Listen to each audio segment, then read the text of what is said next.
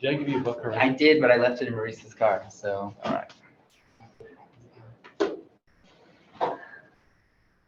All right, so we give about 1 more minute, and then we'll go ahead and get started. It's perfect. My grandma wants to sell her house, and she's in the reverse mortgage, so I can answer all my questions. Are all reverse mortgages the same? Oh. No, they're not. So you're gonna have to find out what kind she did and how long ago. Yep.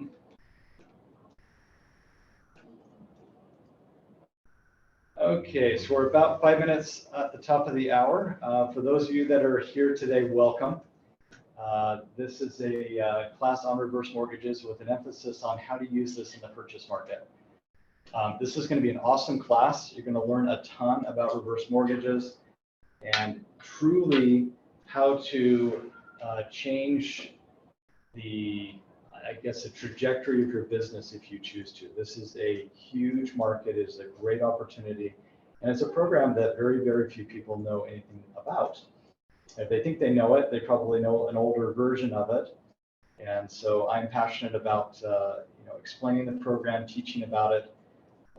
I carry a CRMP designation, which is the highest degree you can get in reverse mortgages in our industry, and it's something that I absolutely love to do. So because this is CE, we have to make sure that those of you that are on Zoom are actually here for the 2 hours. If you do want credit, if you don't want credit for the class, that's fine, pop in and out as you choose, but promise me this is going to be a class you're going to want to be in, and please ask questions. In order to make sure that you're all here, we're going to put in what is your favorite color. Go ahead and enter it into the chat box there so that we know that you're here. And we'll have a couple of other times during the class today that we're going to be getting that entered in as well. Tana's moderating for us today. And we appreciate her, and again, appreciate Presidio for the opportunity to be here. All right, so I know we've got a few people on chat. I really want this to be interactive, so please use that chat function if you can. I am going to be checking it every once in a while. Obviously, I'm going to be going through a presentation slide as well. And so I might not get your question right away. That's okay. We'll make sure that we have plenty of time for questions. And I will leave some time after the class is actually done and wrapped up to answering other questions that you have. For those of you that are live today, you've already received a copy of this book. Tana, if you can get anybody's address that would like to have a copy of this, I will mail it to them. Okay, this is the best treatment on reverse mortgages that I've been able to find. It is awesome, and I'm going to give it to you for free because I believe in the program that much. And again, as real estate professionals, anything that you can do in order to help your clients is going to be great. All right, so let's go ahead and get started. My name is Matt Harrison. I'm with Loan Depot, and I've been in the industry since 2001. I did real estate for 14 years prior to getting into lending. I've been doing the lending side now for 6 years and reverse for 4. So again, it is a awesome program. I'm excited about it. So let's go ahead and dive in. Let's share my screen here.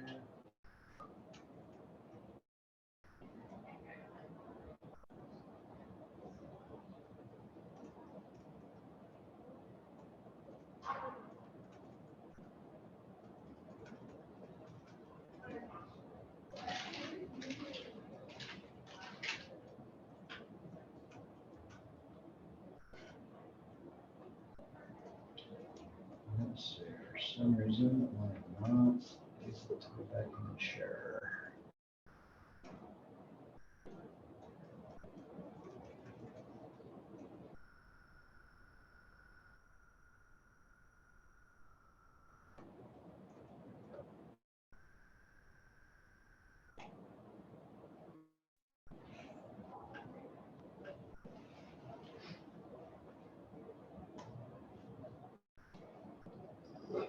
So this is 2 hours? It is.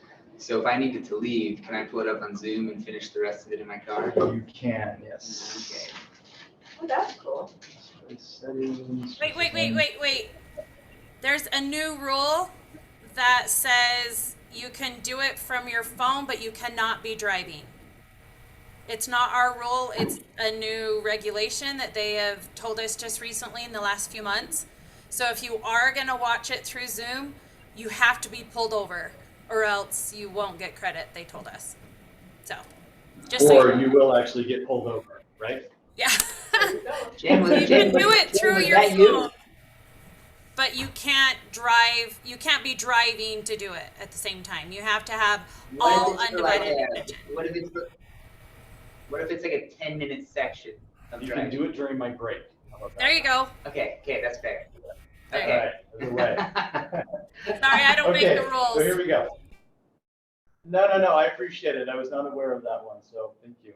Yeah, because I've seen lots of people driving. Oops. Everyone does. Because really, you're just listening to them. All my portals It's not like today. they're dancing or entertaining. All right. Matt and I. So we've got our learning objectives. So we're going to go through these. So first off, we're going to talk about an introduction to what the HECM loan is, and we'll talk about what the heck a HECM loan is. Section 2, the HECM purchase target market, eligibility, how it works, safeguards, scenarios, and summary. I like to try to get through a majority of the regulatory stuff as quick as I can so we can actually talk about real world examples and how this can be used for your business.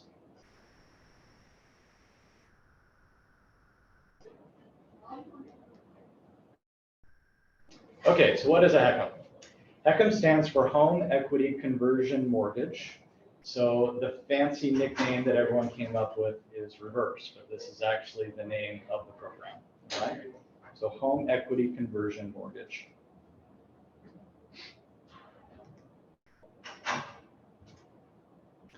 Okay, so back in 1989, the HECM program was introduced, and it is a federally insured home loan that allows adult homeowners age 62 and older the ability to convert a percentage of their home equity into cash or line of credit. And I will tell you, when this program was initially rolled out, it was not the program that it is today. It was really used at that time as a last-ditch effort to pull any money that could possibly be pulled for seniors to continue to be able to live life. Okay, so it, in essence, it was the last thing that you could do, the last amount of money that you could take. All right, so let's talk about some of the features of the HECM. We'll get into some of the changes to the program as we kind of work our way through. All right, so first off, the homeowners will retain full ownership of the property. That's the first thing that I hear, by the way. I've heard that if I have a reverse mortgage that the bank owns my house. It's not the case, all right? Just like with a normal mortgage, there's a lien on the property, but the title and ownership remain with the homeowners, all right? There are no monthly mortgage payments, all right? So I will say that mortgage payments are optional. Now we're going to talk about why it would be a good idea to make a mortgage payment as we kind of work into some of the intricate pieces of the reverse. But they're not required, all right? The HECM is a non-recourse loan, so borrowers will never owe more than the value of the home, all right? Now, when we talk about non-recourse, this is the only loan that has that feature. So let's talk about a scenario that would actually be in play here. Let's say that the value of the home was less than what the mortgage balance was, okay? So we had a crash in the market, and that value was higher. I'm sorry, the value was lower and the loan balance was higher. The non-recourse piece of this loan means that at the end of this, the borrowers pass away, the heirs of the estate would never have to pay back more than 95% of the current appraised value of the home in order to retain the home if they chose that they wanted to keep it. If they don't want to keep it, they would do a deed in lieu, bank, here you go. And that would, basically dissolve the estate from any issues that would arise from having to pay back anything from the deficiency. All right. The borrower chooses from multiple payment options, term payments, 10-year payments, or line of credit. So this is, again, we're talking about a traditional reverse mortgage at this point, all right? We'll transition our way into the purchase in just a second. So someone has a home and they've got equity, they can choose to have that equity given to them in a number of different ways. A lump sum, a term payment.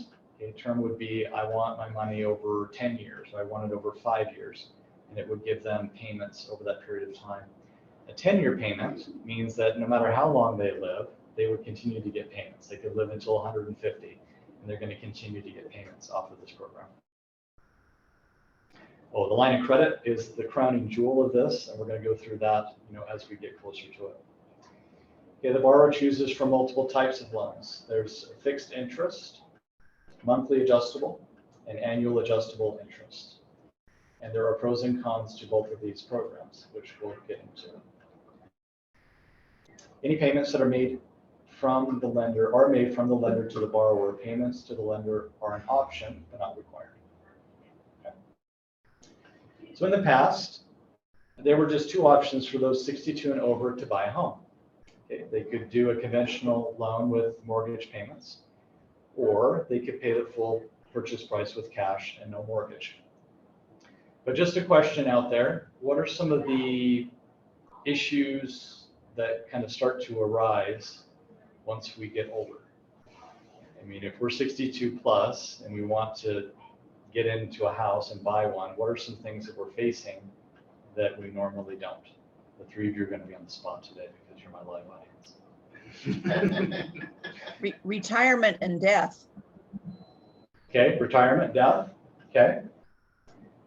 So what happens during retirement? What are some of the big things that start to occur?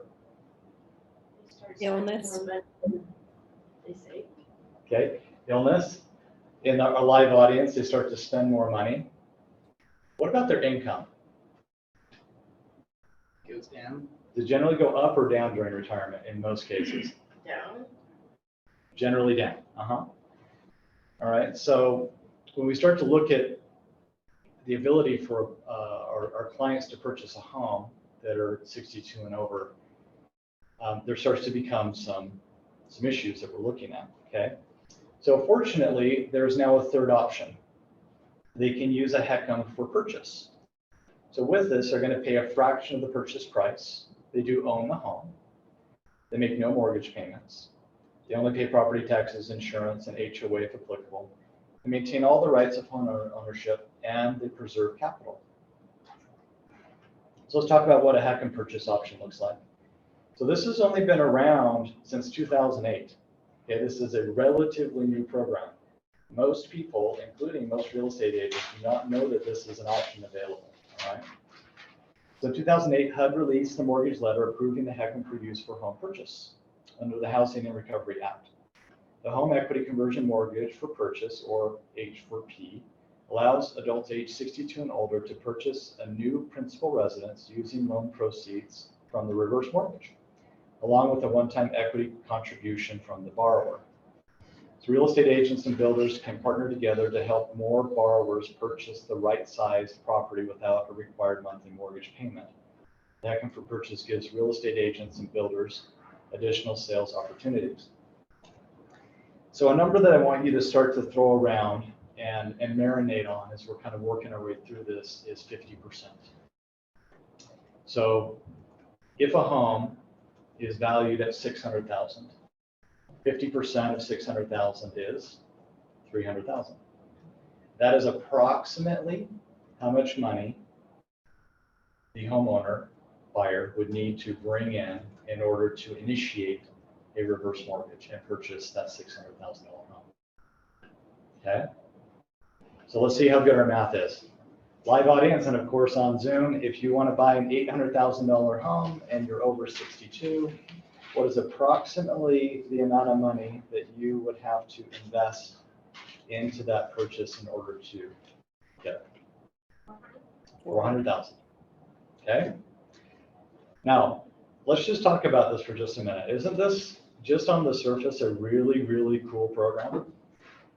You know, I want you to think about, you've got a client and, they have you go to take a listing and, you look at their property and you're saying, all right, can probably get you 400, 450 maybe, as far as the value.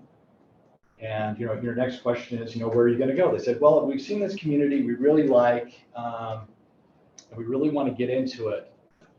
And you check values and you say, gosh, that community you want to get into is $600,000.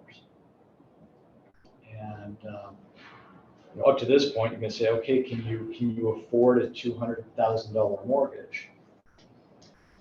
They might come back to you and say, well, we don't know. We're on Social Security. We really don't make a whole lot of money. And we don't have that much in assets, you know, aside from that to bring in any of the extra money.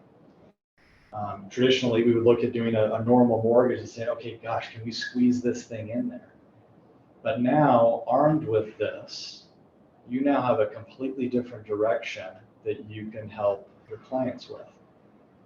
Now you can say, well, there's a program that I just learned about that would allow you to buy a $600,000 home, and you'd only have to bring in about half of that, or 300 grand, which means you'd have $100,000 that you could use wherever you want. You can put it in the bank, invest it, whatever you'd like to do, and you still don't have a principal or interest payment. Pretty cool. All right. So as our baby boomers continue to retire, there are many needs and wants when it comes to housing. Cash flow becomes more and more important. There are significant differences now between a traditional mortgage and a HECM. All right. So first, monthly principal and interest payments. Let me get rid of this little guy here. There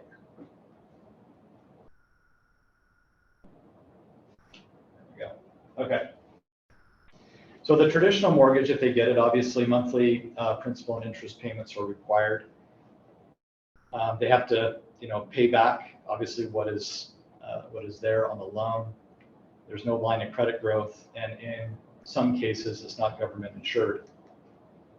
When we look at the HECM program, all of those boxes are checked, which is really, really cool. But let's talk about what are some of the reasons why we would be looking to make a change, or why our baby boomers or anyone over 62 is looking to make a change to move out of a house. Go ahead and throw them out. Yard maintenance. Yard maintenance. What else? It's lack of mobility. Lack of mobility. Okay, maybe there's stairs in the home. Children live in a different part of the country and they want to move. Want to get closer to grandkids and kids. Absolutely. Or some others. Just a smaller home. They just want Smaller home. Would it surprise you that over half of my clients actually choose to upsize? You know what? That does not surprise me, Okay. because lately I'm working with some seasoned people, Uh-huh. and they say they need to downsize and they're going for bigger homes. Uh-huh. Why do you think that is? Because they want more space for when their kids come home with all their spouses and children. Absolutely. That was my dad to a T. He said, Matt, I am tired of having everybody, when they come into town for Thanksgiving, having to get hotels, and we're cramped. I want a bigger house. I want a pool. I want something that I want my dream house. That's what I want, right? Perfect. We're going to get into some of these as far as our baby boomers and this population in just a few minutes. Okay, so let's talk about, again, some of the benefits for the borrower. So the HECM for Purchase program is a great option for older borrowers to buy a new home without using all of their cash or taking out a traditional mortgage. Buyers can use a HECM to finance part of the purchase price. This significantly reduces the amount of out-of-pocket funds they must bring to the table. Again, remember that 50% rule. Buyers can save more of their proceeds from the sale of their current homes. And at closing, they only bring in the difference between the reverse mortgage proceeds and the sales price. There are no monthly payments. The only thing that they need to pay is property taxes, homeowners insurance, and HOA. Okay, the borrowers will not need to personally repay the loan unless you sell the house. That's pretty self-explanatory. The home is no longer the primary residence of at least one of the borrowers. The borrower does not meet loan obligations such as taxes, insurance, or property maintenance. I'm going to park on this for just a minute. There was an article that was released from USA Today back a year and a half ago, and it was titled, "Thousands, tens of thousands of homeowners, seniors are losing their homes to reverse mortgages." Now, obviously, as a reverse mortgage professional, I immediately clicked on it, and I read and I read and I read, and finally at the very bottom of the article, it said the reason that they were losing their homes is they were not paying their property taxes. Now, what happens if we don't pay property taxes? You lose it after. We lose our house. years. Does it matter? I mean, if we own our home free and clear and we don't pay property taxes, what's going to happen? You're gonna lose your house. We're going to lose our house, right? You have So, to pay it all in one lump too. You can't just make payments because. so what happens is a lot of our seniors have been used to making mortgage payments their entire life. And as we know, as we make payments, most of the time there's an escrow account for taxes and insurance. So one of the things that we're big on is educating to say, make sure that you know you still need to pay your property taxes. That bill that you've been getting in the mail every single year for your entire life on your home that you've never had to pay, you now have to pay it. But there's another piece to this that is, I think, the more likely cause. As we get older, sometimes our mental capacity starts to dim a little bit. It's not because we don't know that we need to pay property taxes, we just forget. Or, you know, that letter that comes in the mail is never looked at. And so this is a plea to all of us in attendance. Please make sure that you're watching after your loved ones that are older. You know, for my dad, who's still very mentally capable, he already knows that I'm going to be calling him once a year to make sure that he has paid his property taxes, just as a reminder. Okay. Go ahead. I mean, so there's no like escrow account that's kind of maintaining their property taxes for when you're doing this. They have to every November just make sure they have their property taxes paid. Yep. Yes, Okay. unless they get what is called a life expectancy set aside. The acronym is LISA. We're going to get there in just a minute. Okay. Okay, so HECM for purchase can make the purchase of a home easier and more affordable for your clients who are 62 or older. You can also set the realtor apart as they tap into a currently underserved market. What's your guess? How many seniors out there actually know that this is an option?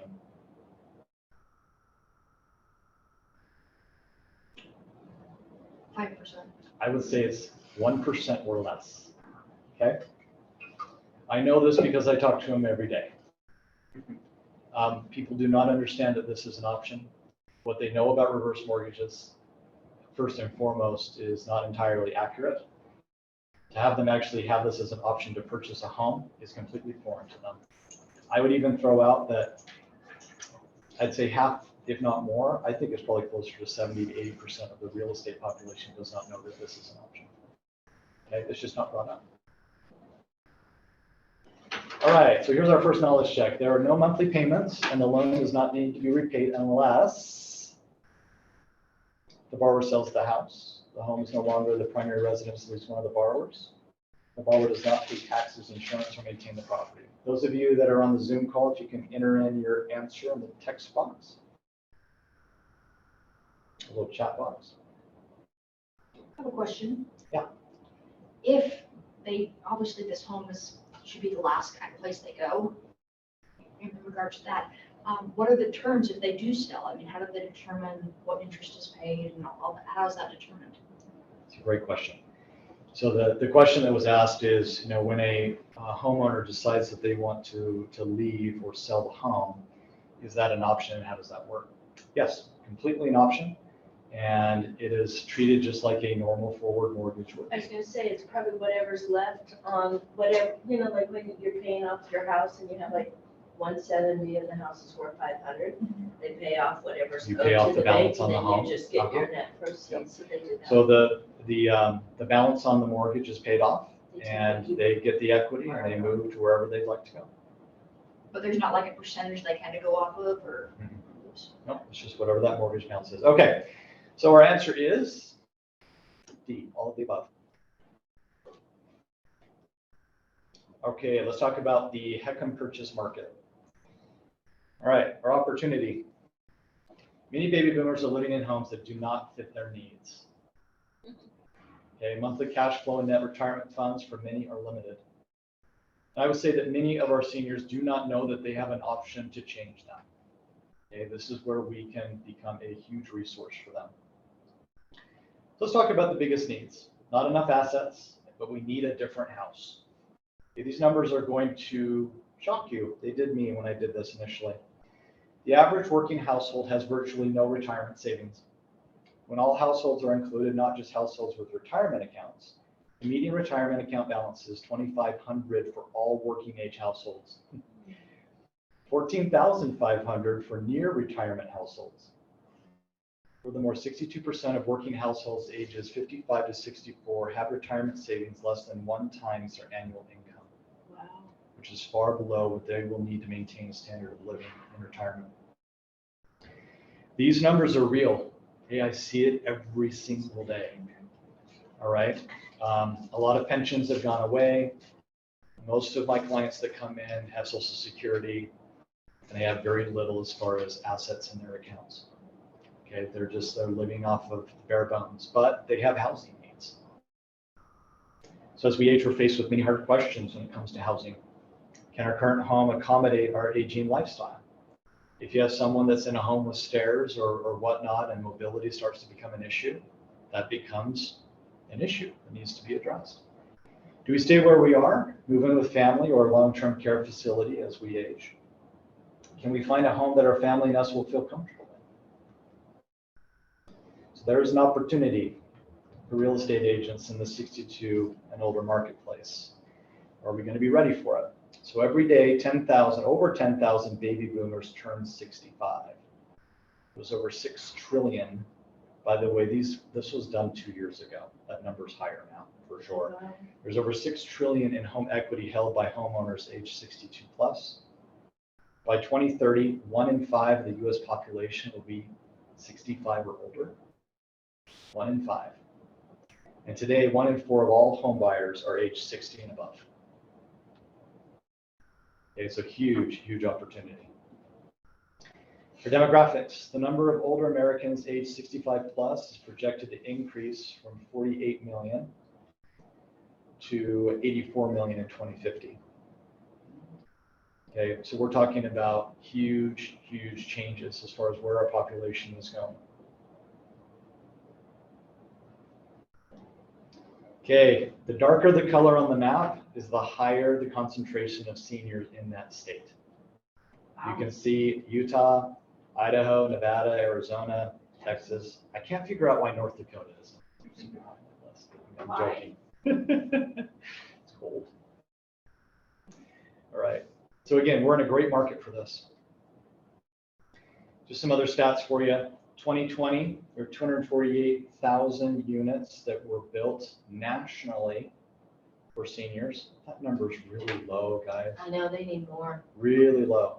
And the projection is only 252,000 units annually. I think that number is going to go up. It has to. And that's nationwide? Nationwide. Wow. Yeah, this is not Utah. Oh my God. Okay, and again, Really mean that just- 1 in 5 of all new homes between, as they're projecting in 2019 and 2030, will be built or bought by people that are 55 and older. Okay, so how realtors can benefit? Retiring boomers are choosing to maintain a comfortable lifestyle in a home that better fits their needs. This is so true. Okay, boomers are used to spending money. They're used to the good life. Okay, this is the generation that really didn't know the Great Depression at all. And they've made money, they've had a great life, a great career, and they're used to spending it. Okay. So this will allow you to increase your listings, produce more sales, increase buyers' purchasing power, more opportunity to work with builders, which, by the way, don't for the most part know what this program is either. Expand your inventory of homes to include higher values and market to 55 plus communities. Okay, so this is your buyer profile. Okay, so if your buyer fits any of these, this is a program that should be at least brought up and discussed. So at least one borrower is 62. Are they ready to downsize, upsize, or move closer to family? In some instances, it's moved farther away from family. Do they wish to purchase their dream home without having a required monthly mortgage payment? Do they live on a fixed income?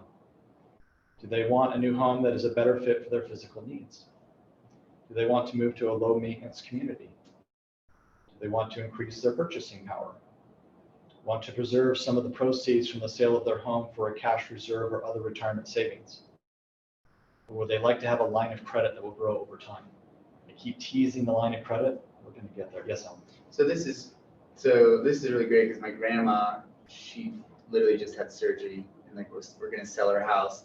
She's in a reverse mortgage.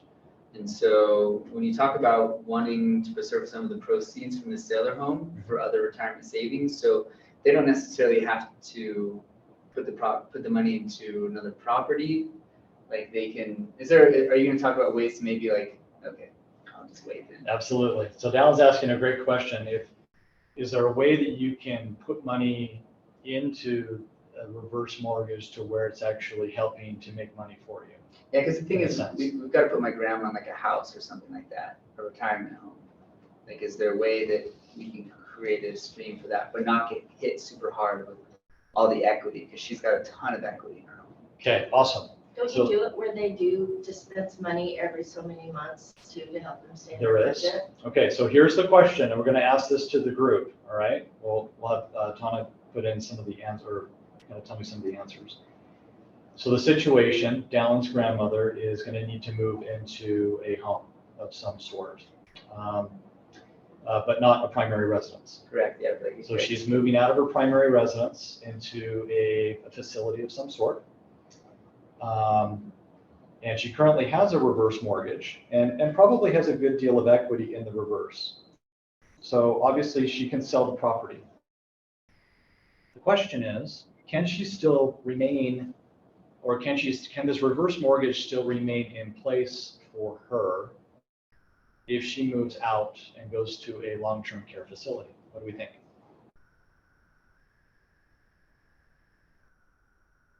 I would think no, because she's selling Yeah, a 'cause house she's that you have selling- a mortgage on, but I'm sure there's a caveat.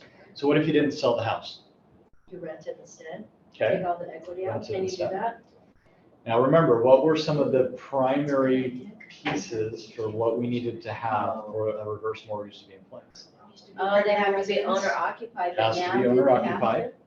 Yes. However, it's a little bit of a trick question because if she goes into a home for the short term, okay, so sometimes that happens. Sometimes you'll have a senior that falls or whatnot. They go to the hospital, they have to go to a home for physical therapy or whatnot, and then they go back.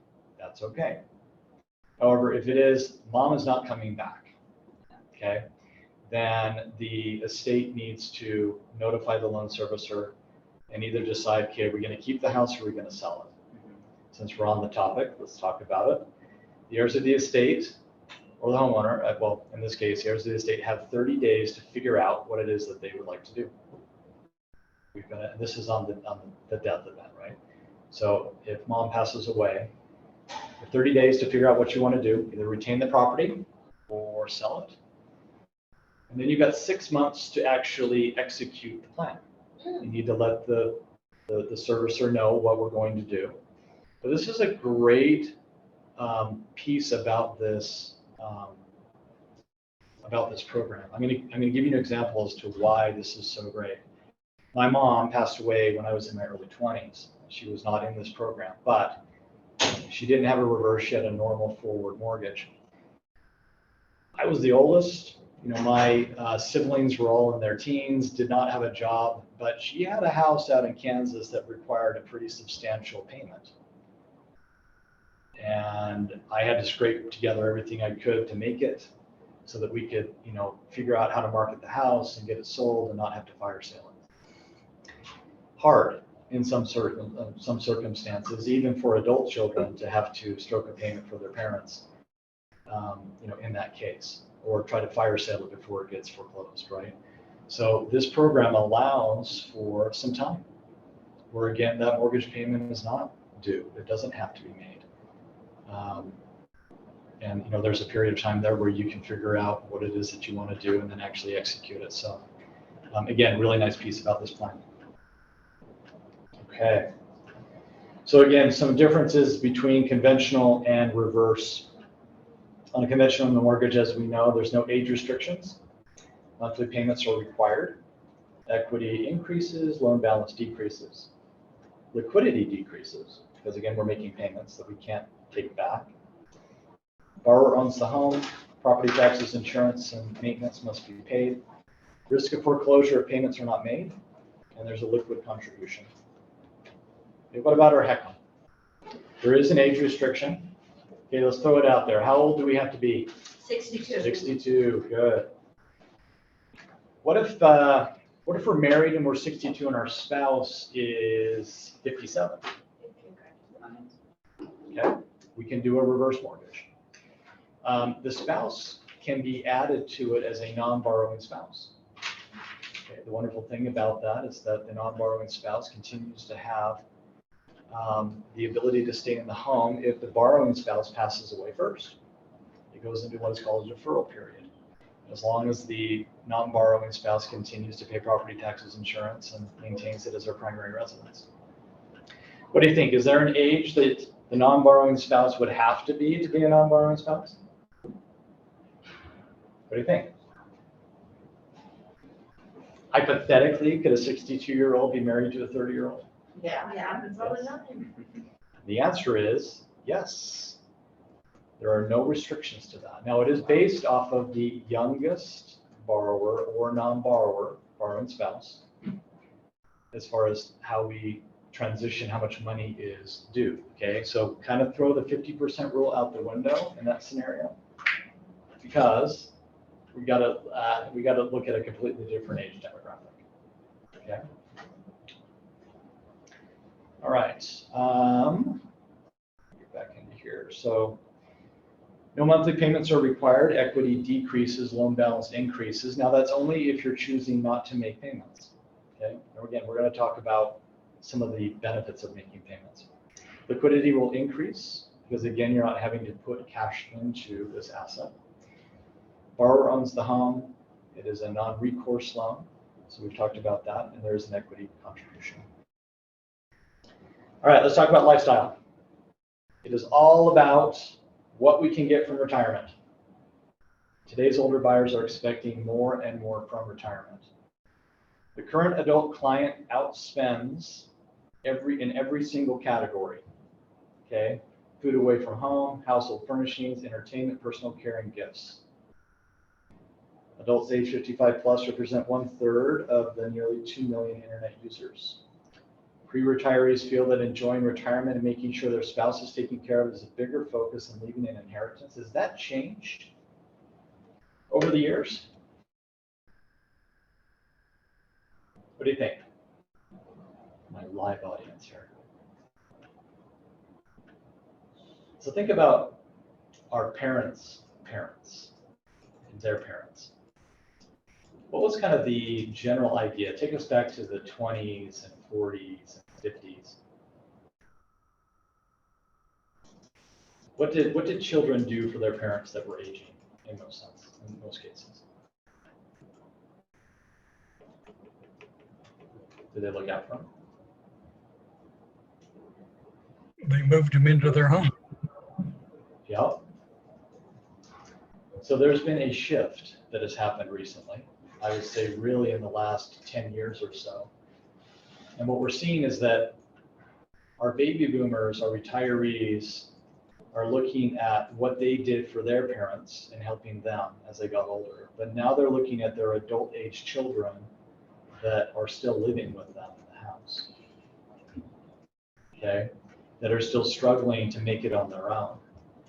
And so they're looking at that scenario saying, okay, this is a potential problem for us because we took care of our parents, but our kids can't take care of themselves right now. And we need to make sure that we have our financial picture really, really solid.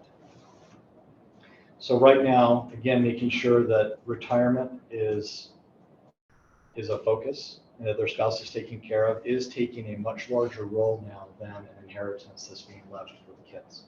The nice thing about this program, it's been changed to where you can kind of have your cake and eat it too. We'll talk about that. And adults 55 plus are the fastest growing age group among gym members.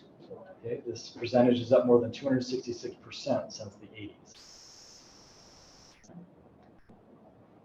Okay, our knowledge check. Again, enter in your answer in the little chat box. Which of the following is false regarding the home equity conversion mortgage? A, the loan does not have to be repaid to the lender until the home is sold or passed to the heirs. B, the loan becomes due and payable if the borrower does not meet the loan obligations, such as failure to pay taxes and insurance. The HECM is a non-recourse loan. The borrower does not retain title with the HECM loan, or the HECM is a government-insured loan. Answer is D. Okay, awesome. All right, eligibility. We're going to go for about 10 to 15 more minutes here, and then we will go ahead and take a quick break. All right, so qualifying. Must be 62 or older, at least one of the borrowers. Must be U.S. citizens or permanent resident aliens.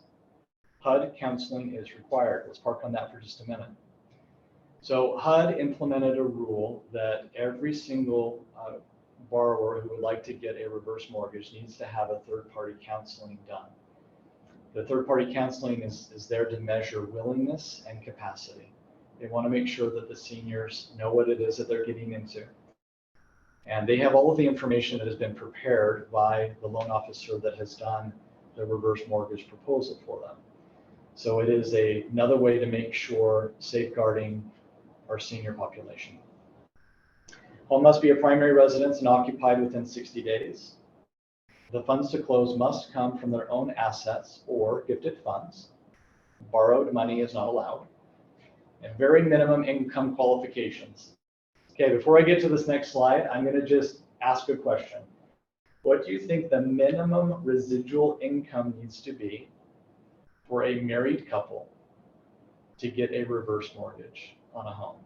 And when I talk about residual income, this is after they've paid, we calculate paying property taxes, insurance, and kind of a utility calculation, and then any other liabilities that they have, car payments and otherwise. What do we think?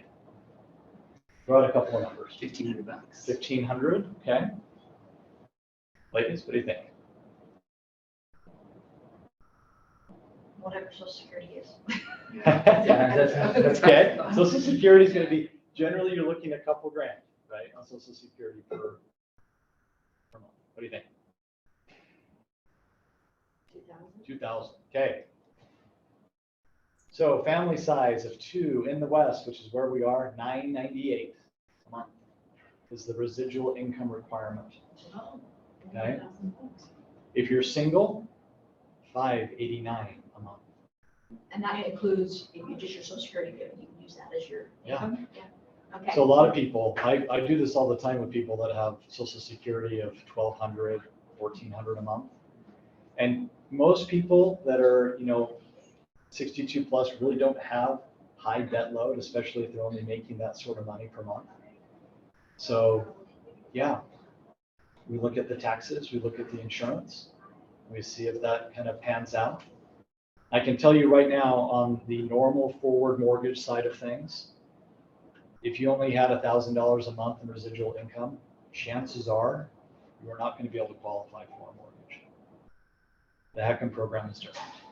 Okay, a wonderful program. You'll notice that as family size increases, that number increases as well. So sometimes you'll have mom and dad that have, a couple of kids that come with them.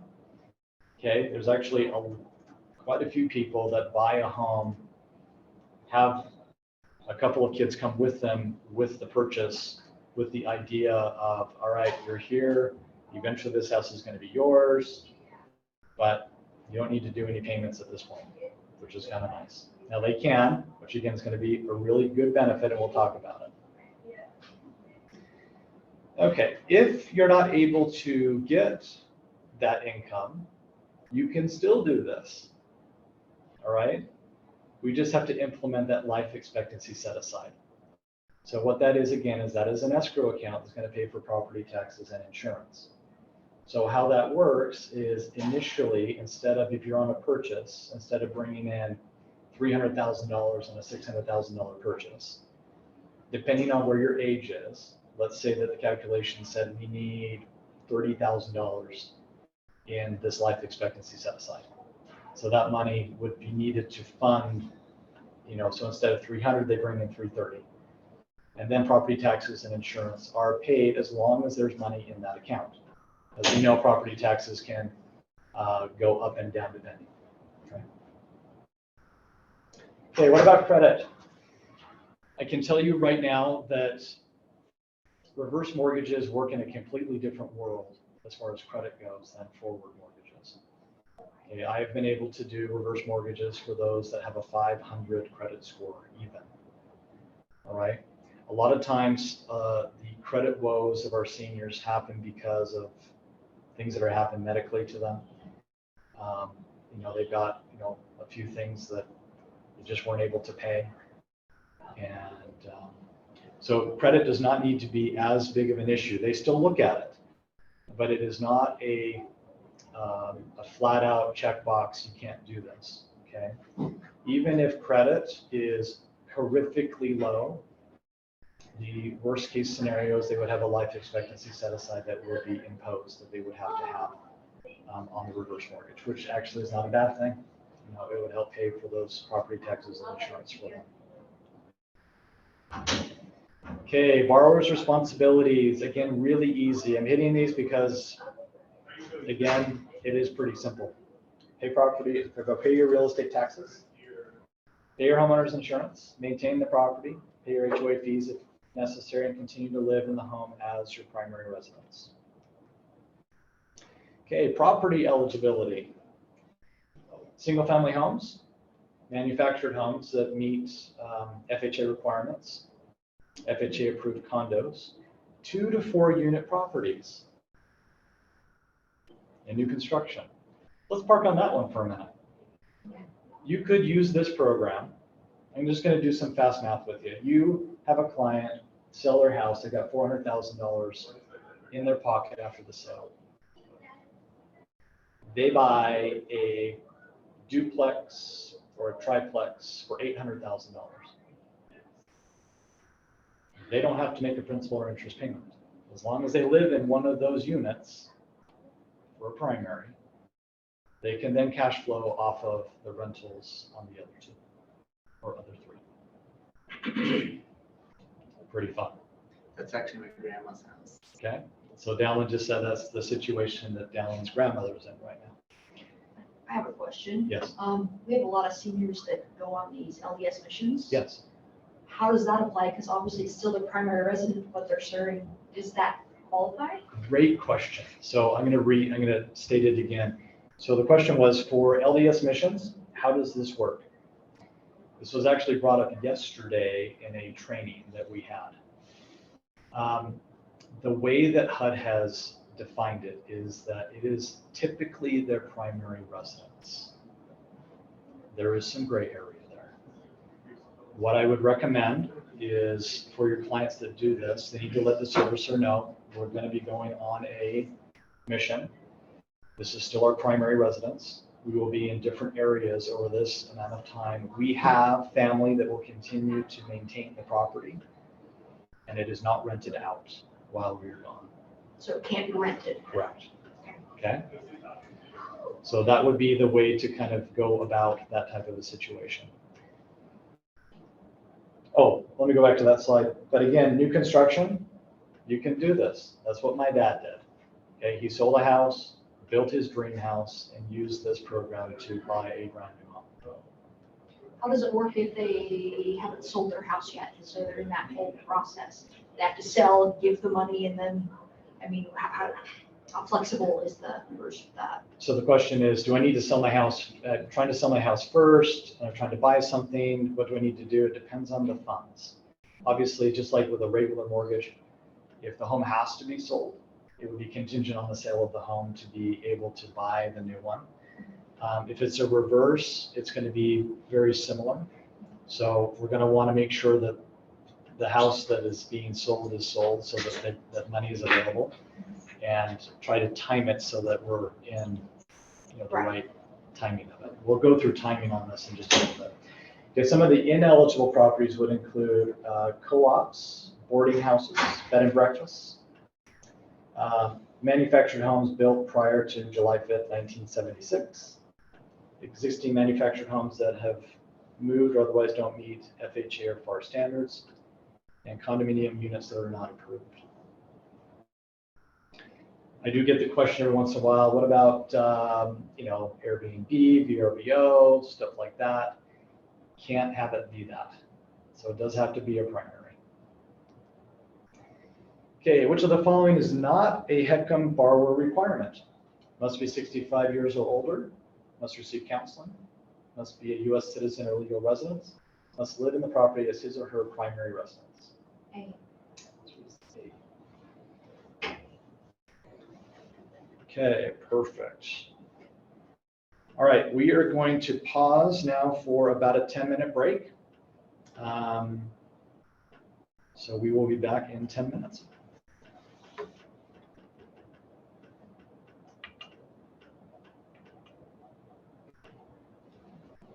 I have a question. I just don't understand how it works, and so you'll just have to break it down for me a little bit.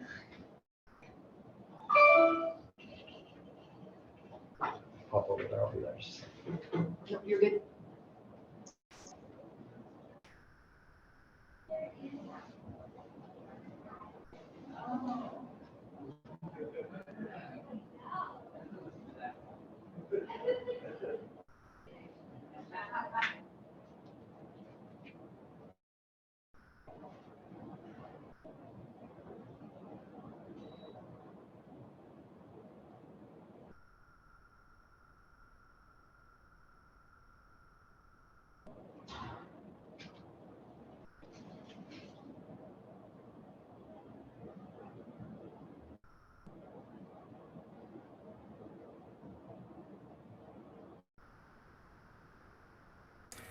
Hey, Matt.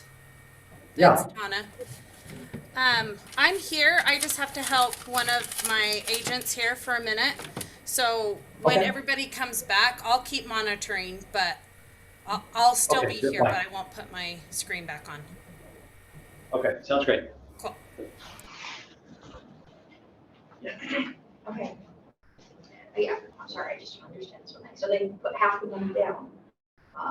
Obviously, they live forever on, but they're using $300,000, somebody else's money. So is that kind of being taken away, paying interest through that 300? And then how is that interest calculated, I should say? Because they obviously, when it comes to the end of their life or whatever, they can sell the home and whatever's left goes to, if there is something left, goes to their heirs, right? Correct. Okay, so how do you determine how much is being taken out? So let's say the loan starts at about 300,000. Okay. Interest rates, depending on what you're going to be doing, whether it's fixed or adjustable. Mhm. So both of them are really low. But let's say that it's a 3% interest rate on that loan. That means every year it's going to be going up by that 3%. And so it's just eating away at that 300,000 until Correct. then obviously if it's eaten all up, you don't get the house, the heirs don't get a house, the bank gets the house, but the government's taking the bite from it, or. Great question. Yeah. So we've got two things happening. Uh-huh. Right? So in Utah, our average depreciation rate is 4%. Right. So we're completely bucking that trend right now. Mhm. So let's say in your example, it's a $600,000 value, right? But it's climbing, right, yeah. So 600,000 in 1 year, a 4% increases by how much? You know, I'm not good at math skills, but I know what you mean. So $24,000. Right. So 600 to 624. In that same amount of time, percent interest rate, we went from 300 to 300. So we had a $24,000 increase in value, $9,000 loan increase. That's a $15,000 equity increase. So we're actually ahead rather than Yes. behind, right? Even if that interest rate went to 7, 1,000, 4,000. Mhm. We're still positive 3,000. So in today's space, the projected equity position actually grows Right. over time. And so with these, do you get to determine if you're having a variable rate or a fixed rate? And are they big differences in There are regards? huge differences between the two programs. Yeah. 99% of the adjustment. Really? There's a reason. You're going to understand why in our second hour. No, this is fascinating. I had no idea that this, yeah. It will blow your mind. Well, no, I'm just like, even if my dad's very conservative, he doesn't own money, I'm like, you should do this just to get in another property, you know what I mean? So, but no, it's fascinating. I'm glad I came to the class. It's Good. very The informative. second hour is going to blow your mind. So, right. This is all the boring stuff, and then we get into the really fun I know, stuff. you almost want to, because I do some senior, I work in or I volunteer in the senior center. Okay. I almost want to make a flyer, but not call it reverse mortgage, but call that HECM, because the reverse mortgage scares some people. You know what I mean? And just kind of do the points and everything like that. So I teach in senior center. Uh-huh. Any So, opportunity. well, I might have to call you if they want to put that on. So, but yeah, so, no, that's great. So, Okay, the biggest concerns that are there are the bank's going to own the house. yeah, but yeah, it's not true at all. I'm going to lose equity. I just gave you the example. Yeah. That's almost, it's possible but not probable. Yeah, I don't see how that, unless the market goes down. And the line of credit piece too. So whether they buy something or they stay in the line of credit piece is so awesome. And it basically frees up an equity position in your home. And that equity position is growing with interest as far as the line of credit. But you can't do both. You have to do either a line of credit or You can do depending on how much equity you have, you can do both. so you can have a lump sum amount of money. You have a line of credit and a payment plan. All of those are options available. Fixed, it's just one lump sum. Here you go. You have to take it in its entirety. But there's no benefit. No, there won't be any more. I'll be like, dude, it costs X amount for the water heater, costs $7 for this is cash still. Well, thank you. Thank you for explaining that. So So, when people are moving out, we have four backups, so what's the deal? And that's what I tell them.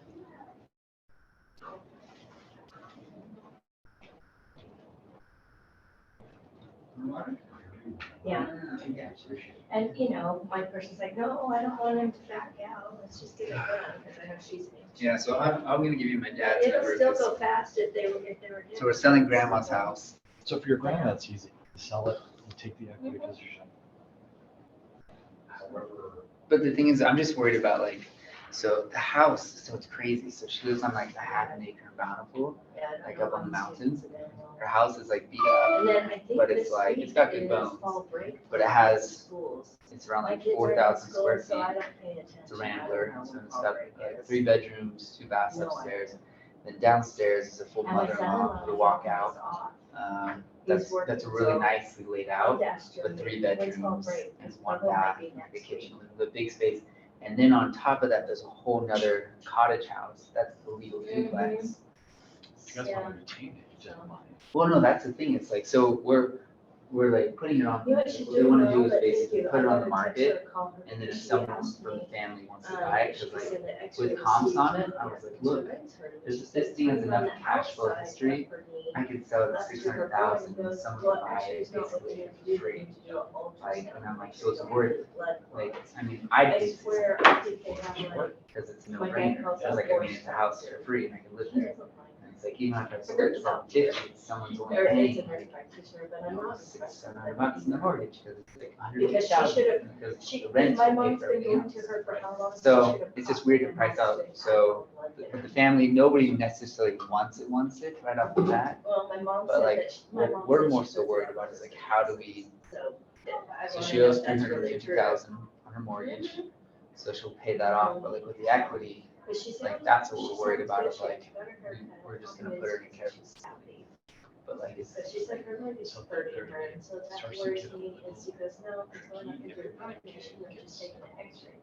And So, she yeah, has so we're had trying to- done an Because ultrasound, there's a time being frame. that she's had a history. I'm trying to remember if it's 3 or 5 years. And thinking, That they will go and he back. don't be my mom. 3 years. Her nurse So they will go back 3 if she's had a history of a Any stroke, sale, yeah, they need any to money check. that's been distributed. Even though she's a Yeah, heart even therapist, gifted they money. took her Oh, out even because gifted she money. was bleeding. They can go back and try to grab anything. I mean, they can, Yeah, if you get a yeah. gift grab it for So, 20 grand, you should I'm gonna pass call it. her over here, it's just like, hey, Mom. We saw that on your books. Unfortunately, it's like a Seventh-day Adventist, 100%. place, so they're closed on Fridays. They only don't force. so how much will Medicaid take then? As much as I they know, can. it's ridiculous. That's insane. If your Medicaid goes in, they're Mhm.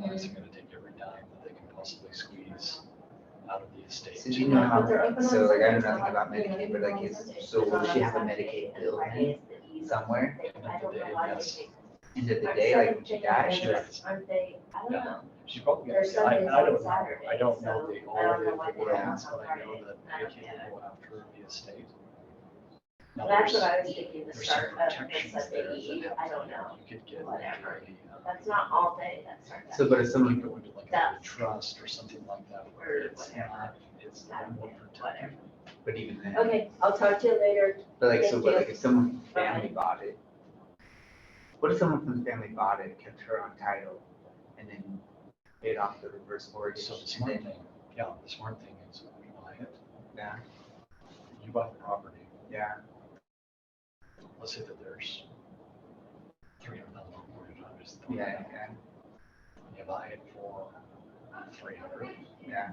But would Medicaid look back and be like, hey, that's like, that wasn't market value, or? I don't know. I don't mean to eavesdrop, but that same thing happened to my father-in-law, and like his dad had dementia, Yeah. and he fell and broke his hip, and he wouldn't do physical therapy, and so insurance dropped him and he went on Medicaid. And then he died a few years later, and Medicaid took the house and everything, and he couldn't even transfer it into his son's name because they look back 4 years Yeah. to see if they did that, because they know people try to dodge it that way. Yeah. Medicaid is very aggressive in So getting the absolutely. money. the best thing would be just someone in the family buy it out, maybe hold it. I wouldn't put their name on any of it because they really go hardcore after everything then- probate. What you want to do is you want to get in with a, like a. What if you I did a probate for somebody, buy and it I thought cash it's very and then interesting have it- because they have got it the dad and mom buy of it cash, plus. the cash out refi? Every time the And month then went up, basically he would do pay a refi grandma through that. and just take cash out. Oh, I don't know. Interesting. Yeah, they'll go after And the so, assets. you know, Anything that's their there mortgage that's wasn't, associated you with know, or anything that I she sold has it for given 400 and in it was her up to estate 200 early. at that point. Yeah. So there's some benefits, especially as we talk about. Yeah, oh yeah, You I was can like, be oh, giving he money did to do your reverse estate. of what he did. Yeah. Early Yeah, he was part of playing us that smart. period of He was time, playing so us I smart, make so sure he I'm was- giving as much to my estate as I can He still before had to make a I payment. get Yeah. there. But he had And a VA, that's not taxable, retirement, because you and then can his gift work out a certain amount of money That's per good. year Yeah. to people, right? So there's all of those facets. But an estate planning attorney, Yeah. Probably what you highly want. recommend. Okay. Do If you I know left, some attorneys that are pretty good, I do. elderly attorneys? Yep. if I left like 5 minutes early, is that bad? Okay, let's go ahead and get ourselves wrapped back in here. Let's see, for those of you that are in Zoom, if you can tell me if you are a Utah or BYU fan or neither.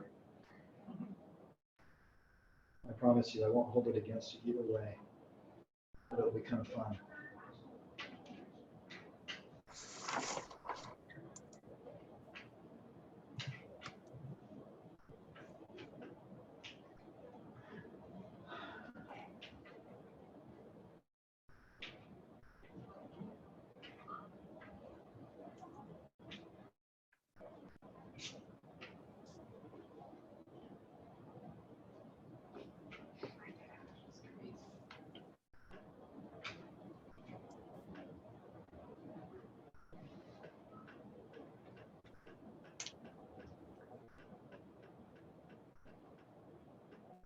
Okay.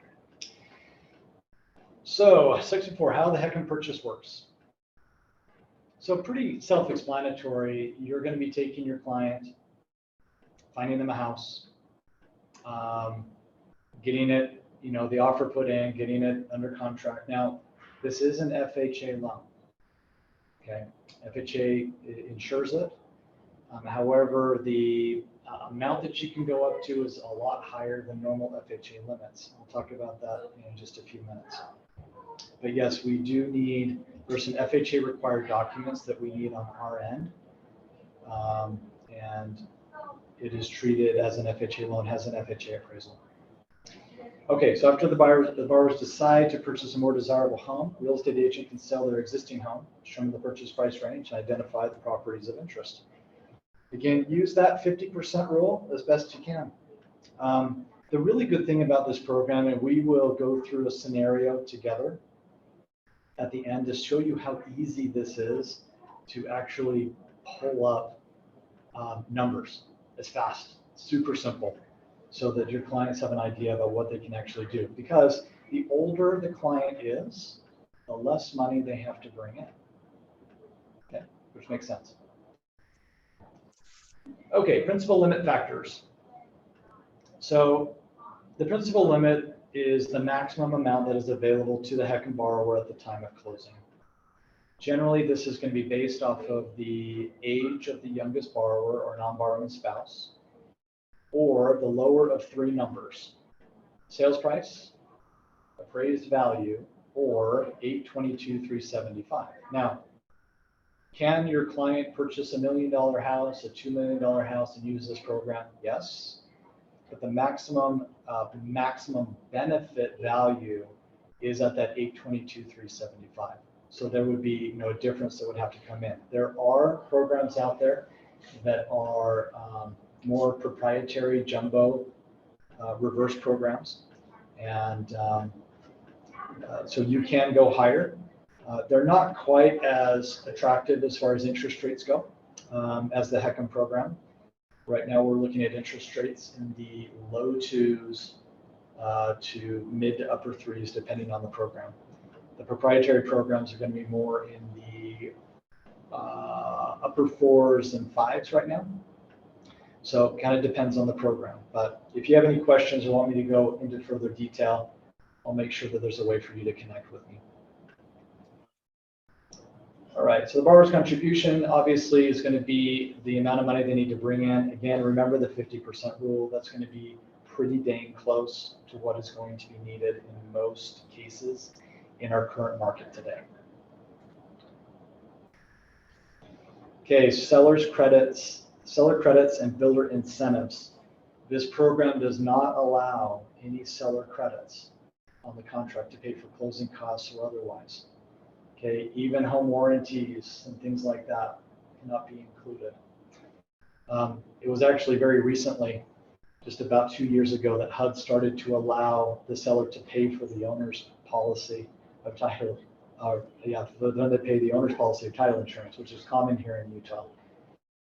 Before then, the buyer had to pay for both policies, the lender and the owner's policy, but that did change, fortunately.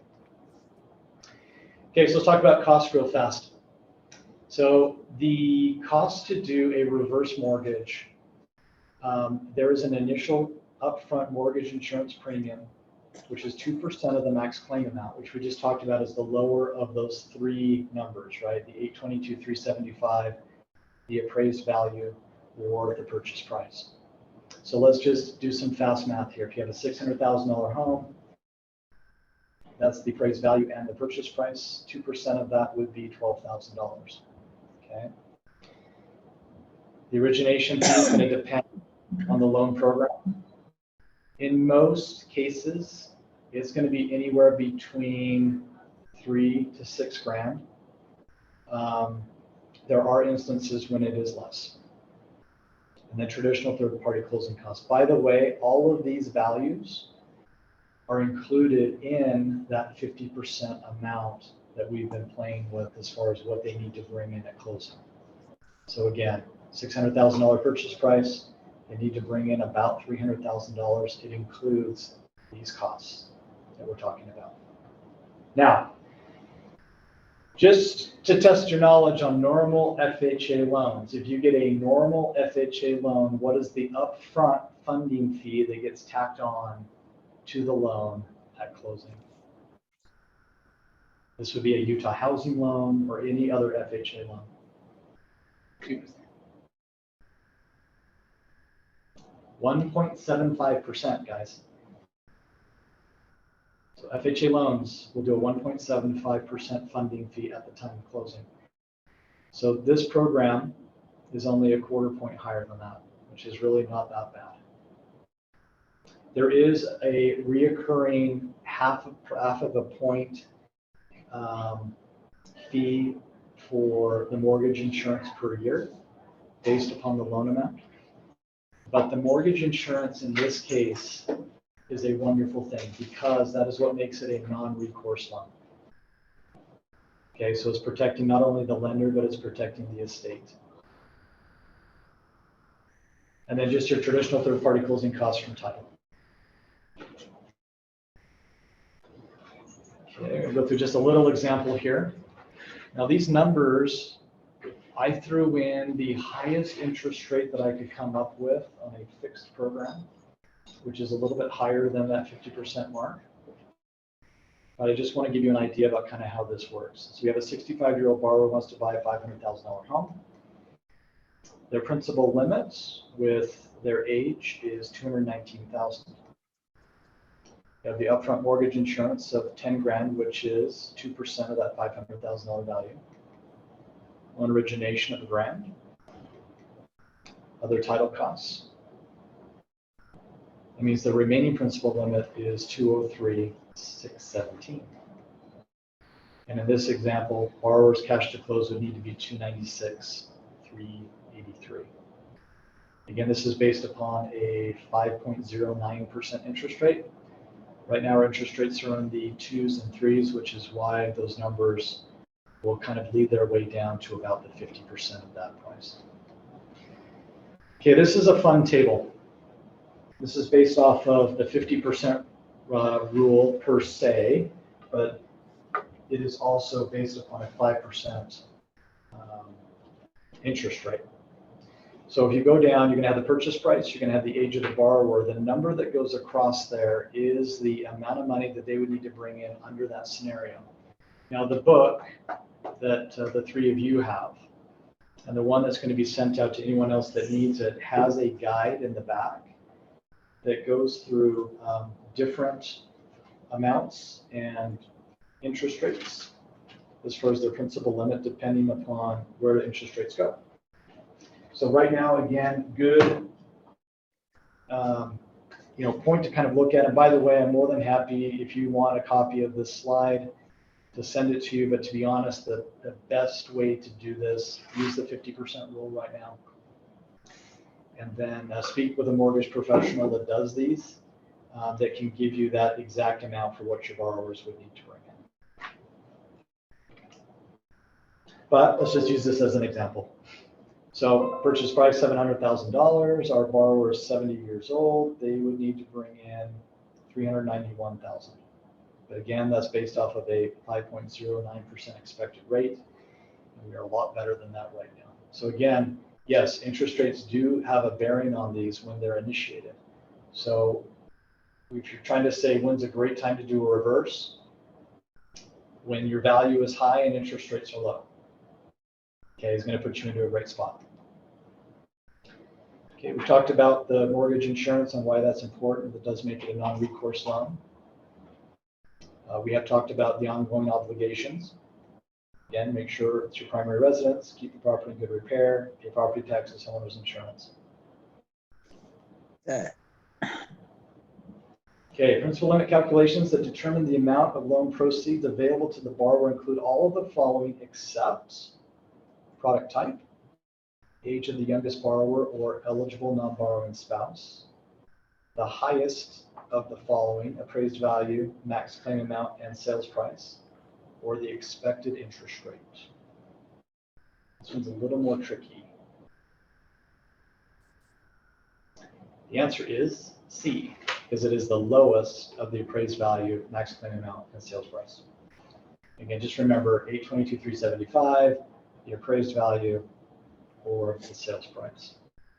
Now, I'm estimating that come January, we're going to have that claim amount go up, just like everything else is, which is actually a big benefit.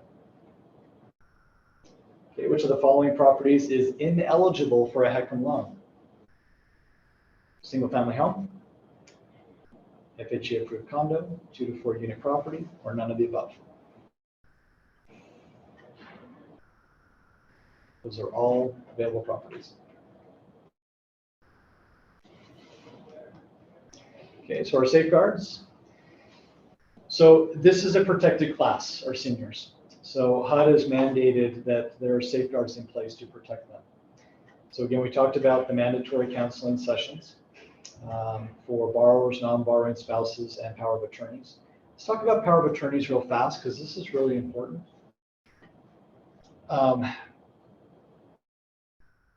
If someone has a power of attorney on a borrower that is not competent, a reverse mortgage, HECM loan cannot, I repeat, cannot be done. If the power of attorney, the only way that that works, by the way, is if the power of attorney was actually created and done a full year prior to the borrower being deemed incapacitated. In other words, they have to be completely lucid or lucid enough that they are still good to go. But the moment they become incapacitated, there is a year period that we look back to say, when was that power of attorney created? If it was created before then yes, the reverse mortgage can still happen that way. Financial assessments determine if the borrower has the financial capacity to pay for taxes and insurance and provide ongoing maintenance to the property. A non-borrowing spouse rule makes it possible for a qualified non-borrowing spouse to remain in the home even if the borrower dies. We talked about the non-recourse on the property protection. And a no prepayment penalty provision means the borrower can pay down the loan at any time or defer payments. So financial assessment, we really look at this hard to make sure that they have the ability to be in the home with the reverse, that they can still do taxes and insurance, and if not, we implement the life expectancy set aside. Okay, we talked about repayment. Again, the loan does not need to be repaid until all the borrowers die or leave the property. The loan can be repaid through the sale of the property or other assets, such as proceeds from life insurance policy or loan refinance. No debt is passed along to the heirs, and there's no personal liability. Once the loan is repaid, any remaining equity belongs to the homeowners or their heirs. That's the other thing that I hear most commonly. Bank will take my house, and the bank makes all of the money. You know, if the property sells. That is not the case. All right, scenarios.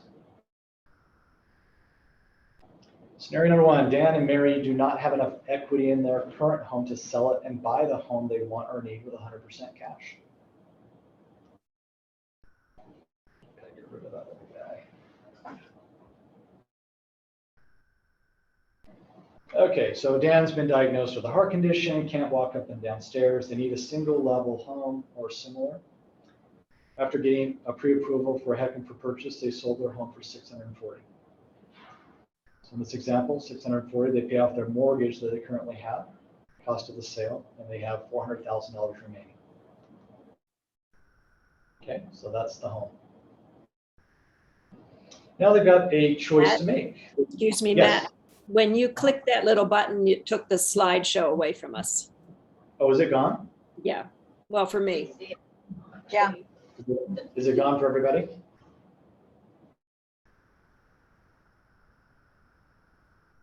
Thank you.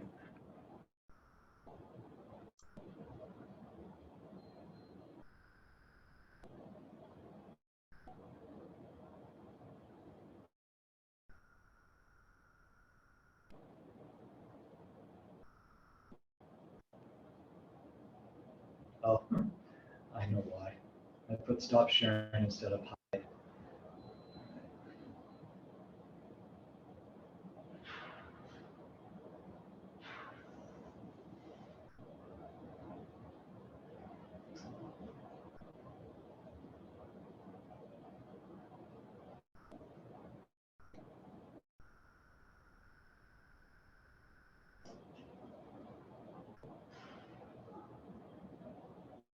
There we go.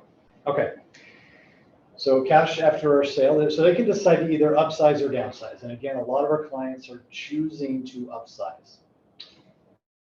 So they've got their 400 grand. If they want to upsize, the cost of the new home, 600,000. HECM proceeds 298.8. Cash needed to close 319 and change. Again, I'm using that higher interest rate, guys. So use your 50% rule. We'll go through that one coincidingly with this, but let's just use what we've got.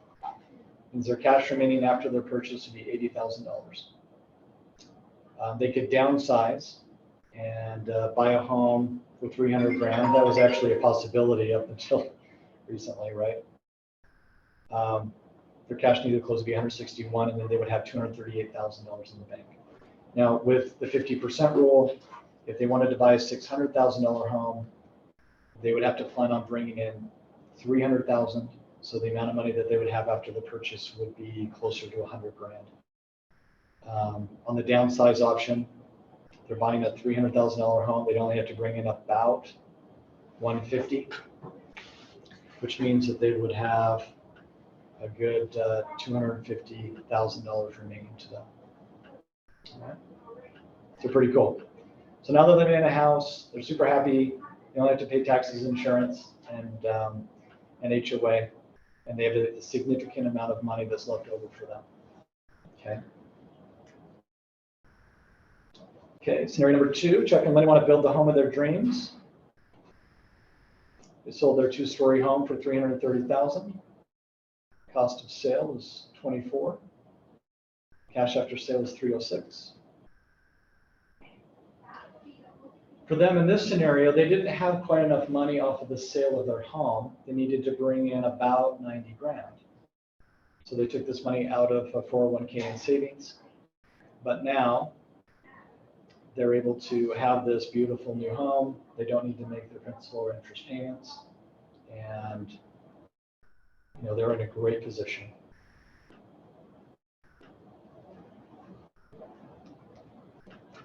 Silver divorce. I tried to find the 2 most unhappy people I could find as far as a picture. This is what I got. So silver divorce is becoming more and more common. Okay. Paul and Kim are getting a divorce. They're both 68, but only Paul has worked over the last 20 years. They turn to you as the agent for the listing. What are some options you can make available for them? Okay, so first, a HECM on the marital home provides funds for the departing spouse's down payment on a new home. HECM for purchase pays the rest of the purchase price. No debt service obligation for either spouse. No forced sale of the marital home. In addition, the chances that both spouses retain the home or retain homes of comparable value are enhanced. So in other words, in plain English, one of the spouses is going to remain in the house, and they're going to do a reverse, pull money out of that, give it to the departing spouse, which will then use that for a new home. Or we sell the house, divide the equity equally, and both first spouse and second house get new homes. Okay, so let's go through the math on this. I'm actually going to just do this with our 50% rule here. Okay. So let's say that we sell this house for $600,000. They don't have a mortgage on it. And both sides, we'll pretend the commission doesn't exist. Both sides get 300 grand. Okay. To this point, they'd have $300,000 each, and they'd have to go try to find a very small condo or something that would actually fit a $300,000 price point in our market, which is almost impossible. Well, right? they're not going to find it. Or they're going to try to get a mortgage of some sort and have a payment. What they can do now with this program is they just sold that $600,000 home. Both of them got 300 grand. They can go buy another $600,000 home because they only need to bring in around 300 grand. And now they both have a home of similar size and quality to what they just left. And the principal and interest payments are optional. Pretty cool.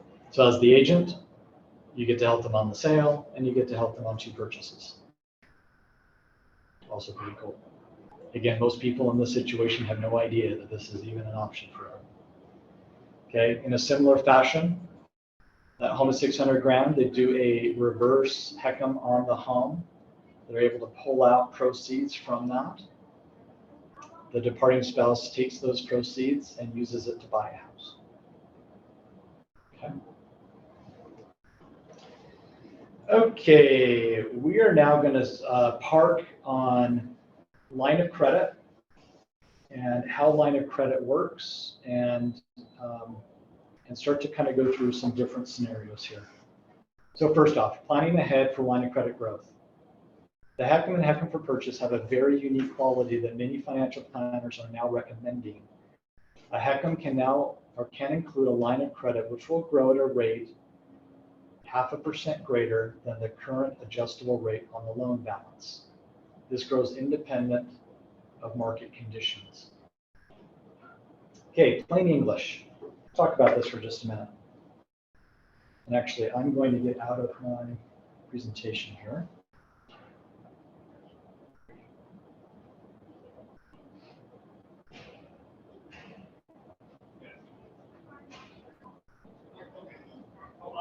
Okay.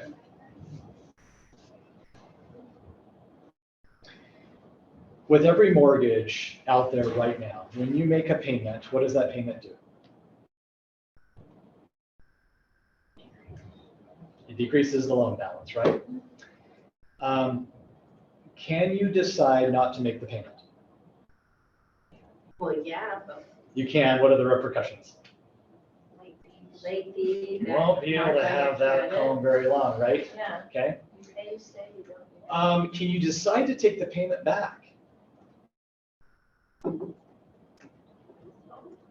Not unless you do a cash out refinance or a home equity line of credit or sell property, right? The reverse mortgage HECM program has one of the most amazing options to it in the marketplace today. All right. Because if I decide with one of their programs to make a payment, number one, that payment is completely optional as far as amount and timing. But let's just say that I decided to make a $2,000 payment on my mortgage. That money is going to lower down the loan balance by $2,000, just like it would with a traditional mortgage. And dollar for dollar, it is going to go into a line of credit. That line of credit is liquid, and it is growing at 0.5% greater than whatever the interest rate happens to be on my loan. Okay, so let's do some fast math here. I know it's early, we got this. Let's say that your interest rate on your loan balance is 2.5%. How much is any of the money in your line of credit growing at?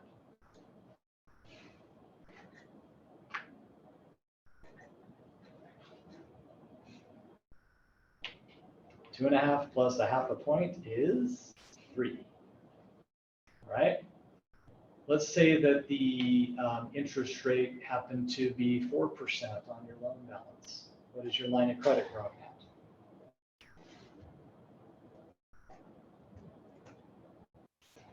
Four and a half. Perfect.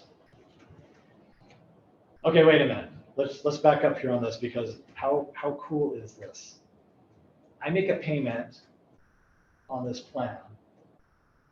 Let's say that I've got $5,000 sitting in my checking account making absolutely nothing. But I decide that I want to pay down or use this money, invest it into my HECM reverse, pay down that mortgage by $5,000. That $5,000 goes right into my line of credit, where it's now growing with interest. And that interest is tax-free interest. I can pull that money out. It grows tax-free, can be withdrawn tax-free as far as that interest.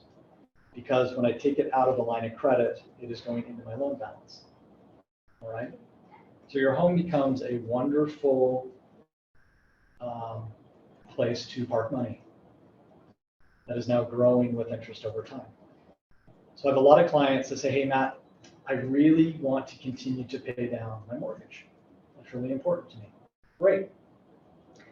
Wouldn't it be awesome if every penny that you put in to pay down your mortgage was also going into a line of credit that's growing with interest over time that you could use if you ever decided to, for any time, for any reason? Now, my very astute clients will do this, and they will pay down that mortgage to about $100. Okay? The mortgage balance is $100. The line of credit is a couple of $100,000 growing with interest every single month, compounded. If they decide that they need to take money for whatever reason, they can. All right? This is a beautiful, beautiful program. Now, there are two programs for the reverse most of the time. People will choose to pick one of these two. Okay, you've got some others that are outlying, but it's either the fixed or the adjustable within the Cap5 program. Hey, Matt, I'm sorry to interrupt you. Yeah. We no longer, are you still doing a slideshow? Because we are not seeing No, a I'm off the slide. Okay, just making sure, Yeah. because we've had some questions. Okay, thanks. Yeah. Yep. Yeah, so on this one, it's just much easier to talk about than to get it onto a slide.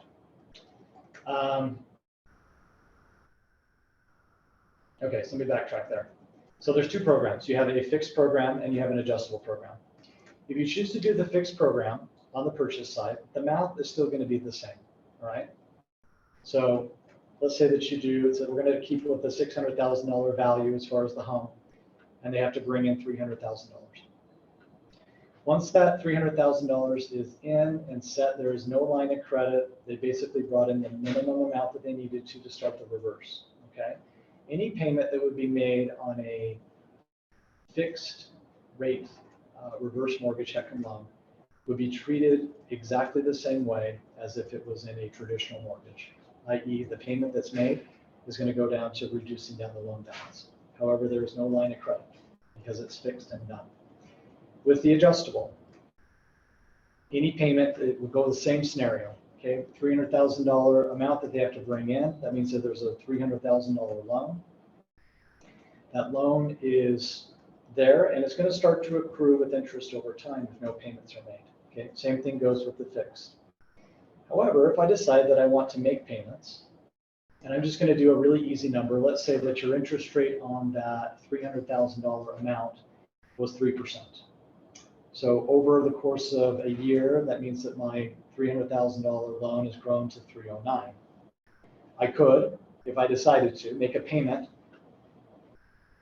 one-time payment of $9,000 to keep my balance exactly at 300 grand. But dollar for dollar, that $9,000 is going to go into the line of credit as well, where it is now completely accessible to me and is growing with interest in my benefit over time. The line of credit can never be frozen, and it is available for draws as often as you would like. Okay, pretty cool. Now let's talk about another idea here. It's what we call overfunding your reverse. So let's say same $600,000 purchase price, and you have $400,000 available to you. All right, $300,000 is what is necessary for the purchase using the 50% rule. So I bring in 300 grand, but I have that extra 100,000. What I can choose to do is overfund the reverse, pay the additional $100,000. What happens is my loan balance then goes from 300 down to 200, and my line of credit has just gone up by $100,000. So in other words, I'm in this, I've got $100,000 parked in this reverse program that is now earning interest for me, that's liquid, and I can take it back. I can continue to make payments down on my loan balance, and that will only increase my line of credit. All right, now let's talk about a couple of facets to this, and I'm going to open it up for questions, okay? So the line of credit itself is going to grow independent of what is happening with the real estate values. In other words, if value was fantastic right now, let's say it's 600 grand, I get this going, and And let's say I sold a house for 600 grand and I'm buying a house for 600 grand and I want to park, a good 300 grand in that line of credit. Awesome. I do my reverse. I have $300,000 in my line of credit. It's now growing over time. Let's say that the market absolutely crashes in 5 years and that $600,000 home is now only worth $400,000. But your line of credit has actually grown past that. Your line of credit is now at 450,000 or 5. Can you still access your full line of credit knowing that by pulling that out, your loan amount is now going to be greater than the value of the home? The answer is yes. Because this is a non-recourse loan and how this is set up, you can draw funds that are available in that line of credit in their entirety. Pretty cool. Okay, as far as an option and a great protection against something crazy happening in the market. What happens to the line of credit if I pass away? So let me give you an example. Let's say we're going to go back to the $600,000 purchase price, and I overfunded it. So I've got $100,000 sitting in my line of credit. I have a $200,000 loan balance. I pass away. The heirs of my estate have to pay back the loan balance if they want to keep the house, which is 200 grand. Or they decide to sell the house, they pay off the loan balance of 200 grand, and they get to keep the equity position of $400,000 in our really simple scenario here. The $100,000 that was in the line of credit was never used and was never applied to the loan. Now, if we take that back, let's say that the homeowner finds out that they only have a month to live. And they decide, you know what, I'm going to take out this 100 grand, and I'm going to take the family on a world cruise, or I'm going to give the money to family, whatever it happens to be. The money that's taken out of the line of credit goes into the loan balance, right? So instead of a $200,000 loan balance at the passing of the client, it's now a $300,000 loan balance because they've used all of their line of credit. All right.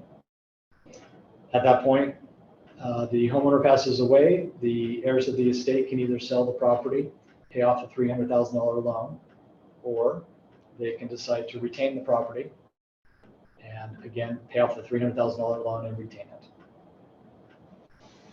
it. Okay, just kind of get a peek at questions here. So, as far as the line of credit, pretty exciting stuff, right? This is great news because this is a place where people can park money. It's going to grow with interest over time. It is liquid, and they have the ability to take it out as they need it. All right, so I'm going to kind of fly through some of the questions that we have here. Can you refinance into a reverse mortgage? Absolutely. We do a lot of those. So as long as there is a about 50% equity position in the property, then the client can, refinance into this. Even if there's not quite a 50% equity position, they could still do it, but they just need to bring in a little bit of extra money in order to make it happen. Okay, Kelly, question, what is the interest on a line of credit?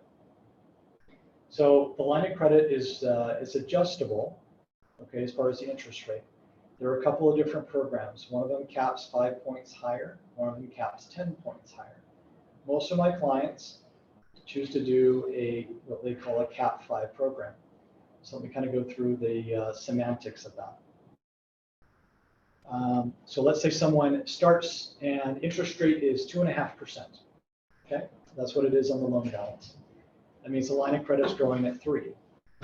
If the market ever got crazy and we started to see interest rates really go up, the highest that the interest rate could ever go to on the loan balance would be 5 points higher than where it started, or 7.5%.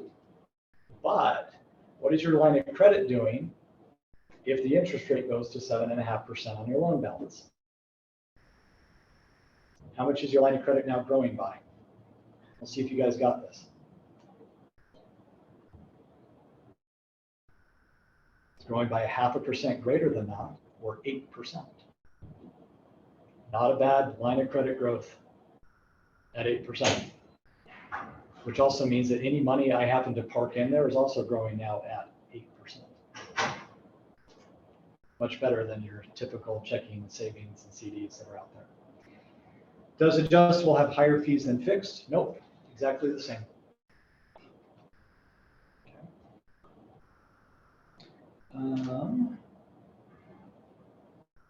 Let's see.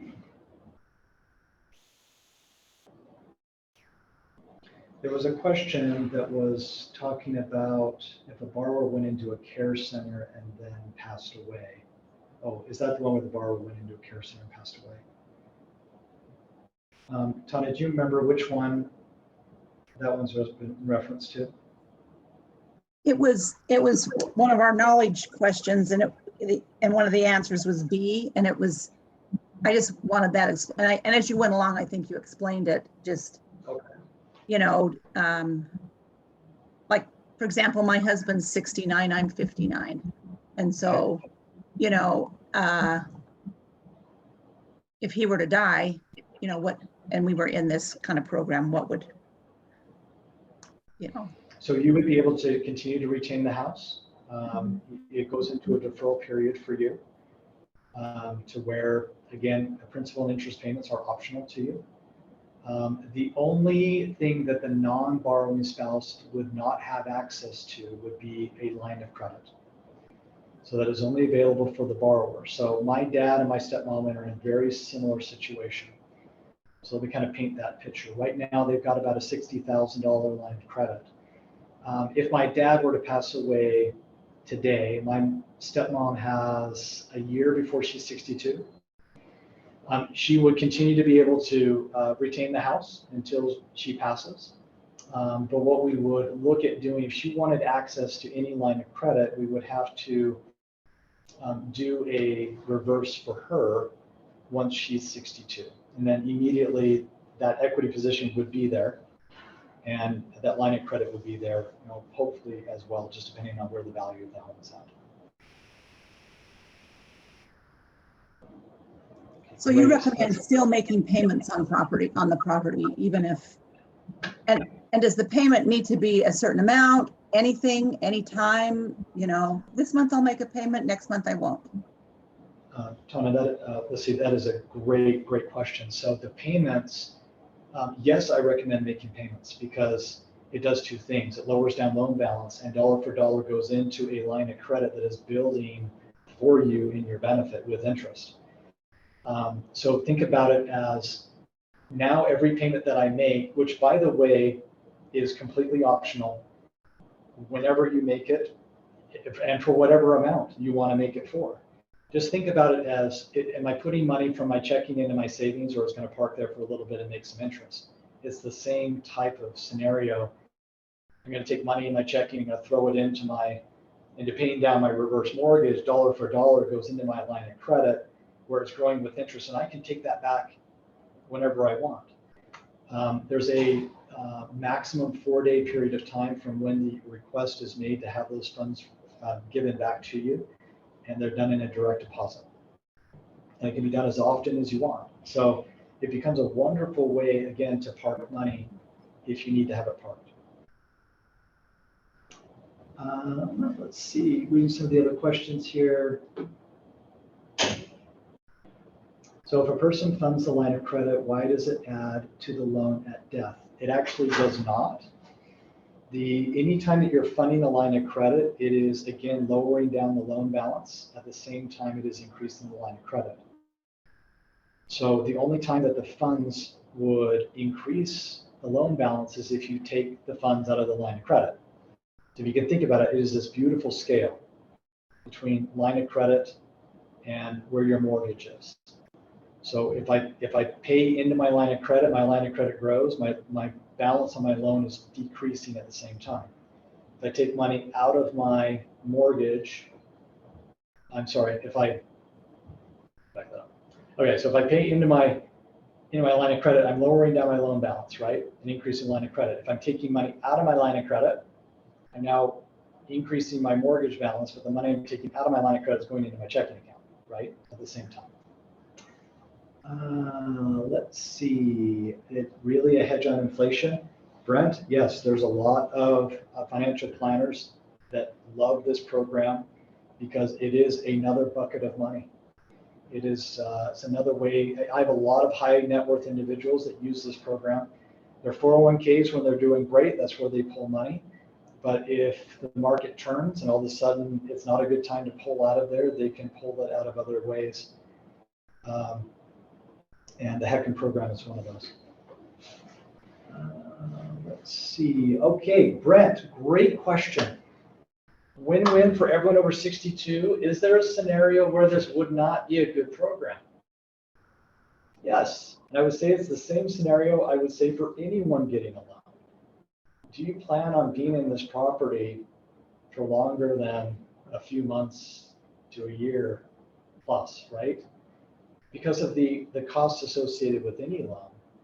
If you know, if they're not planning on being there, or they're not sure what the future is going to hold in the next year, or you know, if they're going to move or whatnot, or where they're going to go, it doesn't make sense to really do this program, or to be honest with you, any loan program. But anything Now- long-term, Matt, would be a win-win, you would think? Absolutely. You know, there is, I will tell you, I have my parents in a reverse. I have my wife's parents in a reverse. I have my aunts and uncles in a reverse. I will do a reverse the second I hit 62 because I understand the math. I know how it works. And even if my plan was, you know what, I'm going to be in this house in 5 years from now, I'm going to move, and I'm 62. I can still have this program. I can still be putting money into the line of credit if I need to, if I have a mortgage balance. For those that own their home free and clear, you're just paying closing costs, and then you have a massive line of credit that then starts to grow for you. In most cases, the line of credit growth makes up for the difference in closing costs within a couple of years, even at really low returns. So it's hard to find a scenario that is not a good program for a client, you know, when they're looking at this. I mean, it's built to help seniors, you know, live life better in retirement, and is a great way to do it. But it also opens up, I mean, I hope all of you have really kind of understood the magic of how this can help in your purchase transactions, because this opens up a brand new world for your clients that most of them don't know exist. Now, I've always worried that it would take away my ownership of the home. And when I pass, then the family's left with, hey, the bank taking it and away it goes. And so Right. what you've explained has really helped me a lot. Thanks. Good. So Matt, would maybe, go ahead. would maybe a not good scenario be if when your future's unpredictable, I mean, everybody's future is a little unpredictable, but as you get older, it gets even less predictable. Like if you were 85, would you do this? Not knowing, maybe you would die in a year or within a year. It's possible. So everybody's situation is a little bit different. So, I do have, I mean, I'm doing these for some people that are in their 90s. There are multiple reasons for why. Some, they are equity rich in their homes, but they need extra income on a regular basis to be able to live life. Things happen, and they either need to help kids or grandkids, or they decide that they want to do something different. Using this as a tool to be able to open up the liquidity of your home as an asset can be a huge benefit. And so it depends. There are people that say, you know what, Matt, I'm good to go. I don't need to access anything from my house, and I have enough money on a day-to-day basis, and great. There are those that like to plan for, I'm great now, I don't know what the future holds. It would be great to know I've got a bucket of accessible funds if I ever needed it. And that's where most people kind of fall into that realm of saying, I don't need it now, but if I did, it would be great to know that I've got it set up, and that account that I have set has now started to grow for me. And it's going to be, much larger than it is now, as time goes on. So there's an advantage to starting it sooner than later. Like you said, as soon as you're 62, you're going to do it. Yeah, because for me, I'm hopeful that I'll be in a position where the only thing that I'm doing the reverse for is to pay the closing costs and start a line of credit. And, I think by then it'll probably be $300,000 to $400,000 strong to start. And then I'm just going to let that baby ride. And if I need to draw on it, I can. If I don't ever have to touch it. But again, it's nice to know that it's there, and I can use it for anything. I can pull it out, and I can use it to help with grandkids' tuition. I can pull it out to help fund a vacation. I can pull it out to gift money to a child that may need it. So I can use it to go buy a second home if I want to. There's so many different uses for the money. It just makes it available. Okay, other questions?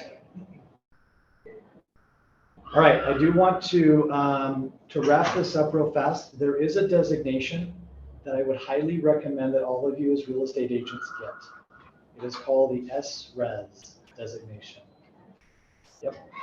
Okay, there are very, very few SRESs out there. It is a specialty in senior real estate. Okay. It is offered through the board. So highly recommend that you get that designation. And the other side of this that I want to recommend as well, make sure that whoever you use on the lending side knows how to do reverses and does them frequently. Okay, this is not just a one-off program that you can do switching from FHA to conventional. It is a completely different program. So if you have any questions, I'm more than happy to answer any of them for you. I will, if anyone wants, again, I'm going to be sending books to anyone that's giving me an address in the chat box. Highly recommend that you get it. It's awesome. It's going to go through this in a high detail. And then I will also make sure, I'm just going to type in the chat box here my contact info. So if any of you have any other questions about the program or have scenarios, I can work through it. Oh, really important. I only need a couple of pieces of information to be able to pull a scenario for your clients. I need birth dates. If it's a purchase, I need to know what they want to buy. If it's a refinance, I need to know if they currently have a current lien or mortgage on the home and what the approximate property value is. That's it. If I know those pieces of information, it takes me all of about 5 minutes or less to pull scenarios and numbers.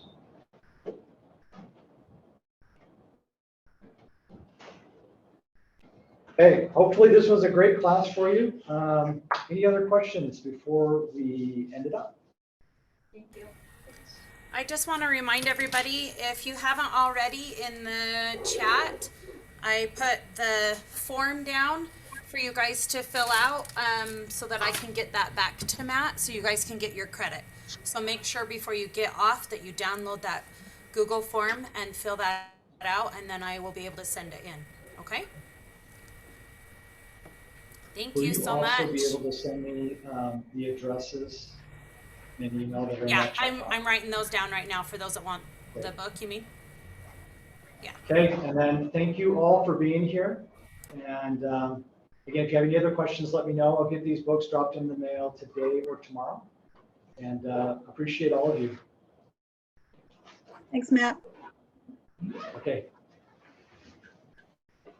Thank you. Okay, any other questions from the two of you? Did you learn something different?